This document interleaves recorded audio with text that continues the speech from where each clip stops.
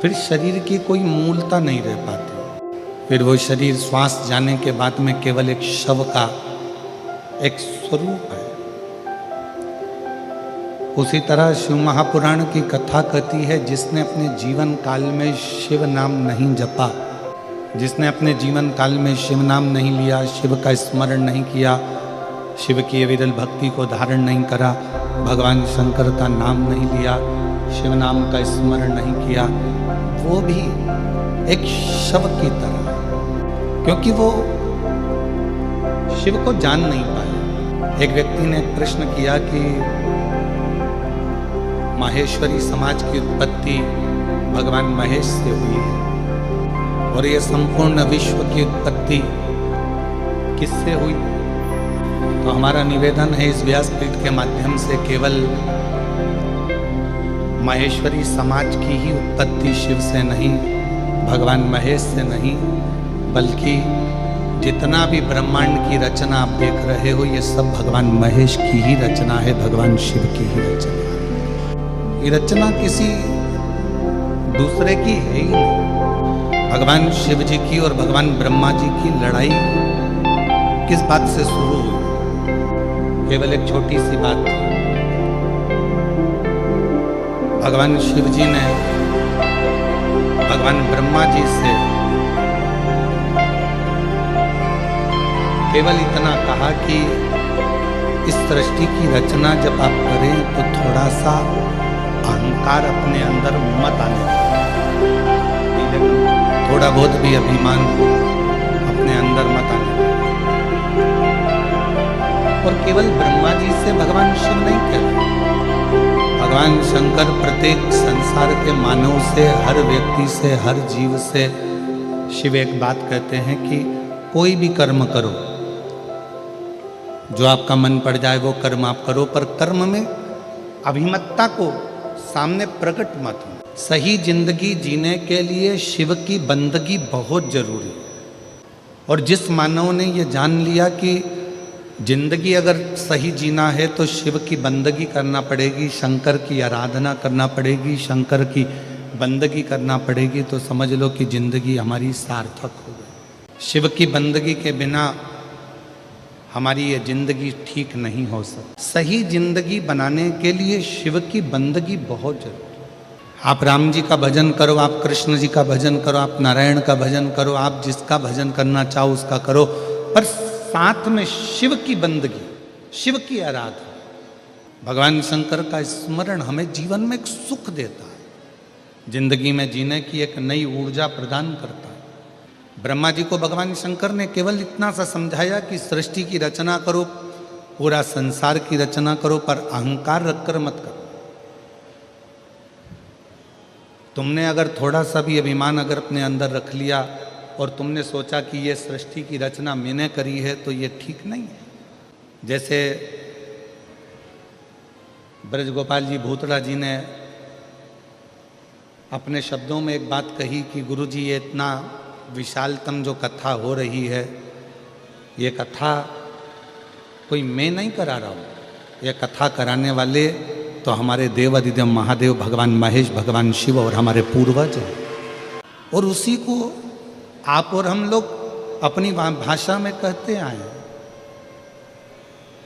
कि प्रभु आपकी कृपा से सब काम हो रहा है, भोले आपकी कृपा से सब काम हो रहा है। करते हो भोले बाबा मेरा नाम हो रहा है। करते हो भोले बाबा मेरा नाम हो रहा है। और भोले आपकी कृपा से सब काम हो रहा है। शंभु आपकी कृपा से सब काम हो रहा है। ये जितना जैसे श्री ब्रजगोपाल जी बोले कि ये जितना जो कुछ करा रहा है सब शिव करा रहा है। माता पिता की कोई प्रेरणा है, माता पिता की कोई आज्ञा है, माता पिता का आशीर्वाद है, पूर्वजों का आशीर्वाद है और शिव की कृपा है जो ये सब हो। भगवान देवादिदेव महादेव ने भगवान ब्रह्मा जी से केवल इतना सा निवेदन किया कि अहंकार को रखकर सृष्टि की रचना नहीं करना, आप इस अभिमान को छोड़ दो और सृष्टि की रचना करो। इतने में भगवान ब्रह्मा जी से यह बात सहन नहीं हुई। आज के ज़माने में अगर किसी को समझाया जाए ना तो दुनिया के लोग समझते हैं कि ये हमको ही क्यों समझा रहा। एक बहू अगर सासू जी से कह दे कि माँ अब तुम्हारा बुढ़ापा आ गया है, शरीर काम नहीं कर रहा है, शरीर में रोग आ गया है, भगवान का भजन करा करो, फालतू की बात मत करा करो, तो सास रूठ जाती है। तू तो यही चाहती है कि मैं मर जाऊं। हालांकि बहू ऐसा नहीं कर रही, बहू तो इतनी सी बात कर रही है कि मम्मी अब ये सब लौकिक बातें, सब व्यर्थ की बातें, ये सब व्यर्थ चीजें तो तुम छोड़ो। एक दिन हमारी सासू जी से हंस के बोली जेठानी, और राम नाम को सुमिरन कर लो, 2 दिन की है जिंदगानी। अब जिस दिन से जेठानी जी ने ये कहा कि 2 दिन की जिंदगानी है, राम नाम का सुमिरन कर लो, उस दिन से जेठानी का मुंह ही नहीं देखा सास। ये तो ये गलत चाहती है, ये गलत सोच रही है, गलत विचार कर रही है, ये चाहती है कि मेरे प्राण छूट जाए, मैं मर जाऊं। ना ना ना, बहू ये नहीं चाहती, बहू तो चाहती है कि आप खूब जियो। बस इतना सा निवेदन है कि संसार की लौकिक बातों को छोड़कर, संसार की बातों का स्मरण ना करते हुए भगवान देवादिदेव महादेव की बात का स्मरण करें।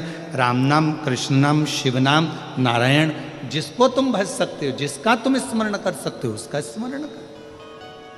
और वही की वही जो एक बहू सास से कहती है, वही की वही भगवान शंकर ने भगवान ब्रह्मा जी से कहा कि सृष्टि बनाओ, पर ये अहंकार रखकर सृष्टि का निर्माण नहीं कर रहे हैं। तुम्हें अभिमत्ता से दूर रहकर शिव कह रहे हैं कि सृष्टि का निर्माण करो। सहन नहीं हुआ ब्रह्मा जी से, और ब्रह्मा जी से जब सहन नहीं हुआ तो ब्रह्मा जी रुष्ट होकर सीधे भगवान विष्णु जी के पास में पहुंच गए। और भगवान नारायण आराम से शेषनाग की सैया पर लेटे हुए थे। लक्ष्मी जी चरण दबा रही थी उनके। पहुंच गए ब्रह्मा जी। लक्ष्मी जी की दृष्टि पड़ गई भगवान ब्रह्मदेव के ऊपर। देखा ब्रह्मा जी आए हैं। लक्ष्मी जी ने भगवान नारायण के चरणों को छोड़कर हाथ जोड़कर प्रणाम किया और नारायण को प्रणाम कर कर कहा, ब्रह्मदेव आए हैं, ब्रह्मा जी आए हैं। ब्रह्मा जी? हाँ। भगवान विष्णु उठे, ब्रह्मा जी ने प्रणाम किया भगवान नारायण को, नारायण ने प्रणाम किया भगवान ब्रह्मा जी। कितनी सुंदर बात है। ये हमारे 33 कोटि देवी देवता ये हमको सिखाते हैं कि आप किसी को आदर करोगे तो कोई तुम्हारा आदर करेगा। आप किसी को प्रणाम करोगे, कोई आपको प्रणाम करेगा। आपके पास देने के लिए जो है वो आप सामने वालों को दोगे तो सामने वाला भी आपको वही देगा जो उसके पास में होगा। किसी के पास गुलाब का फूल है तो गुलाब का फूल देगा, किसी के पास कीचड़ होगा तो वो कीचड़ देगा, किसी के पास सम्मान होगा तो सम्मान होगा देगा, किसी के पास आदर होगा तो आदर देगा। आप यदि किसी को आदर दे रहे हो, किसी को प्रणाम कर रहे हो, किसी को नमन कर रहे हो, किसी को साधुवाद कर रहे हो, किसी को धन्यवाद कर रहे हो, तो वो सामने वाला भी भले उसके अंदर कितना भी कपट भरा हो, कितना भी अंदर बेईमानी भरी हो, फिर भी अगर आपने हाथ जोड़ा है तो सामने वाला भी आपके हाथ जरूर जोड़ेगा, आपको सम्मान जरूर करेगा, आदर जरूर करेगा, सत्कार जरूर। आपके पास देने के लिए क्या है ये आपके ऊपर निर्भर करता है। ब्रह्मा जी ने प्रणाम किया, भगवान विष्णु ने प्रणाम किया। भगवान नारायण ने पूछ लिया ब्रह्मा जी से कि किस कारण से आपका आगमन हुआ है, क्यों आए हो, क्या हो गया, किस लिए आना हुआ। तब ब्रह्मा जी ने कहा कि सृष्टि की रचना मैं कर रहा हूं। भगवान विष्णु समझ गए जहां पर मैं का संबोधन आ जाता है, जहां पर मैं का संबोधन लग जाता है, फिर वहां अहंकार आकर विराजमान हो जाता है। और यहां मेरा कुछ भी नहीं होना चाहिए। कथा करवाने वाला शिव कथा वाचने वाला शिव और कथा सुनने वाला भी शिव। कितनी सुंदर बात कही कि स्वयं ईश्वर जी और गोरा जी के रूप में भगवान शंकर पार्वती गणा और गौर बनकर शिव महापुराण के यजमान बनकर कथा को श्रवण कराते हैं, श्रवण करते हैं, कराते हैं। बचपन से अगर आपने देखा होगा तो कितनी पंखड़ी का पंखा होता है, जम के बोलो जरा, 3 का। और 3 पंखड़ी का ही पंखा घूमता रहता है, तो पंखड़ियां घूमती रहती है, घूमती रहती है, घूमती रहती है। कभी विचार करा कि 3 पंखड़ी का ही पंखा क्यों हुआ, ये 3 पंखड़ियां ही क्यों घुमाई जाती है? तो कहा बचपन, जवानी, अधेड़ी और बुढ़ापा, ये 4 जिंदगी की पंखड़ियां हैं, पर इसमें ये 3 पंखड़ी जो है ये ही घूमती हैं। बचपन खूब घूमता है, जवानी खूब घूमती है और अधेड़ी घूमती है। चौथे नंबर की जो पंखड़ी है ना, वो तो लटकी की लटकी रहती है, क्योंकि उसको मालूम है अपना घूमने का समय नहीं, अपना तो ठहरने का समय है और जिंदगी को साधने का समय।